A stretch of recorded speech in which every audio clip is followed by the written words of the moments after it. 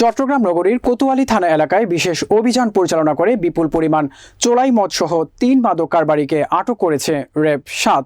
বিস্তারিত দেখুন চট্টগ্রাম ব্যুরো প্রতিনিধির পাঠানো প্রতিবেদনে। শনিবার বিকেলে র্যাব ৭ পাঠানো এক বিবৃতিতে এ তথ্য জানিয়েছেন মিডিয়া অফিসার মোহাম্মদ নুরুল আফসার। তিনি জানান, বিশেষ সংবাদের মাধ্যমে নগরীর কোতোয়ালির ইকবাল রোড পুরাতন ফিশারি ঘাট এলাকায় একটি টিন শেড ঘরের ভেতর থেকে 18টি বস্তায় 200টি প্লাস্টিকের বোতলে 350 লিটার চোলাই মদ উদ্ধার সহ বিকাশ দাস, আব্দুল মান্নান ও জসিম উদ্দিন নামের 3 মাদক কারবারিকে আটক করা হয়। উদ্ধারকৃত চোলাই মদের আনুমানিক মূল্য 2 লক্ষ টাকা। এর আগে নগরীর সদরঘাট এলাকায় অভিযান পরিচালনা করে 12 মেট্রিক টন চোরাই বিটুমিন সহ 2 জন বিটুমিন চোরা কারবারিকে আটক করে র্যাব।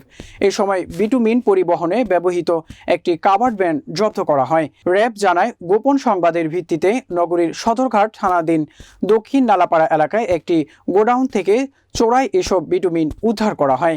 আটক করা হয় সুমন কুমার দে ও আব্দুল্লাহ নামের 2 কারবারিকে। জব্দকৃত চোরাই বিটুমিনের আনুমানিক বাজার মূল্য 12 লক্ষ টাকা বলে জানিয়েছেন র্যাব। আসামি ও উদ্ধারকৃত মালামাল থানায় হস্তান্তর করা হয়েছে।